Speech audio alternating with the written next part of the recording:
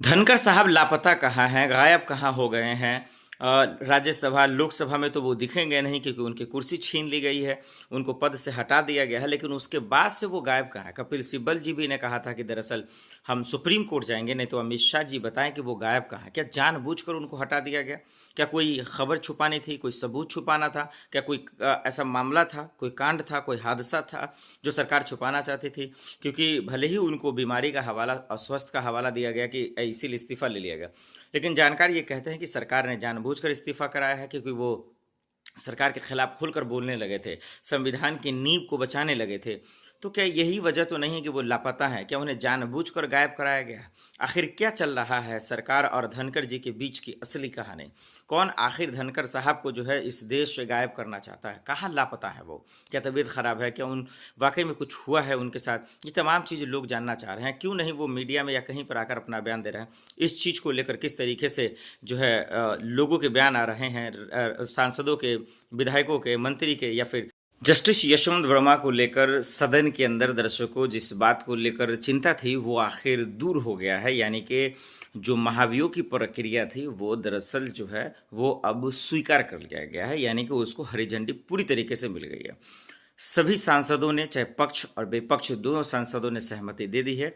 यानी कि जस्टिस यशवंत वर्मा अब बचने वाले नहीं हैं, अब उनको कुर्सी छोड़ना पड़ेगा। ये बड़ी खबर आप दर्शकों को बता रहे हैं कि सदन के अंदर जिस तरीके से जब धनखड़ साहब की कुर्सी छीन ली गई, तब इस बात को लेकर चिंता थी कि क्या होगा, नहीं होगा, जो है क्या वाकई में जस्टिस यशवंत वर्मा गिरफ्तार होंगे, अरेस्ट होंगे।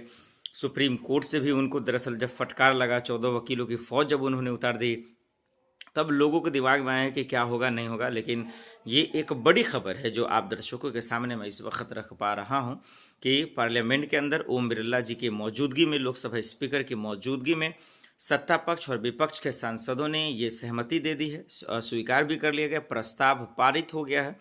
महाभियोग की प्रक्रिया को लेकर अब कमेटी की टीम तैयार हो गई, बना दी गई है, और अब जल्द ही कुछ ही दिनों के अंदर जो है उनको अपने पद से छोड़ना पड़ेगा। यानी कि जो एक अहंकार था जस्टिस यशवंत वर्मा जी का, वो अब टूटने वाला है, वो अहंकार अब चूर चूर होने वाला है, वो घमंड अब दरअसल जो है बिखरने वाला है जिस्टिस यशवंत वर्मा का। और किसी भी जज को इतना घमंड नहीं करना चाहिए। जो संवैधानिक पद पर है उसको इस बात का शुक्र अदा करना चाहिए कि हमें देश की जिम्मेदारी मिली है संविधान की रक्षा करने की, कानून व्यवस्था की रक्षा करने की।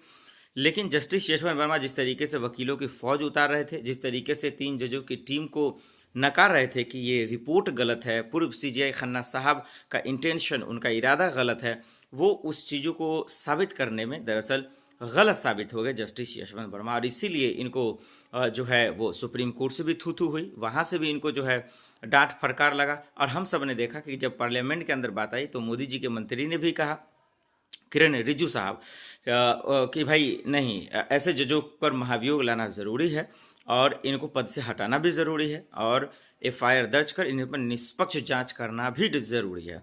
क्योंकि अगर ऐसे जज सलाखों के पीछे नहीं रहेंगे, ऐसे जज गिरफ्तार नहीं होंगे, जेल नहीं जाएंगे, तो फिर आने वाले वक्त में जो है पूरा खेल ख़राब हो जाएगा।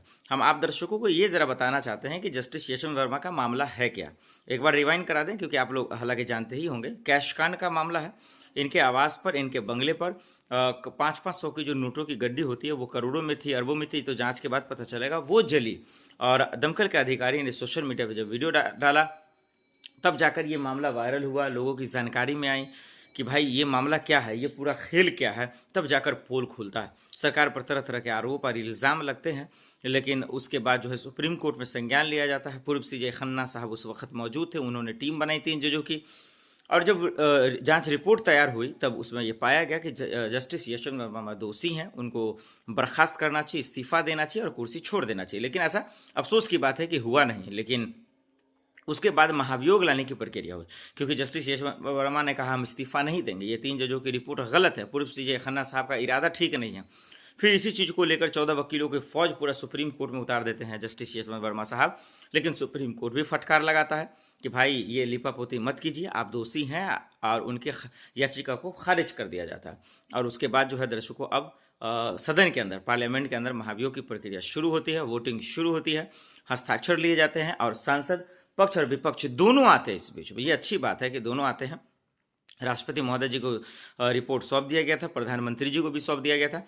और अब ओवरऑल मिला के एक लाइन में कहें तो जस्टिस यशवंत वर्मा के खिलाफ प्रस्ताव पारित हो चुका है, महाभियोग को हरी झंडी मिल चुकी है, टीम को जो है हरी झंडी मिल चुकी है। यानी कि अब उनको अपना पद छोड़ना पड़ेगा, कुर्सी छोड़ना पड़ेगा, और हो सके तो जैसे ही एफआईआर दर्ज होता है तो फिर वो सलाखों के पीछे भी होंगे।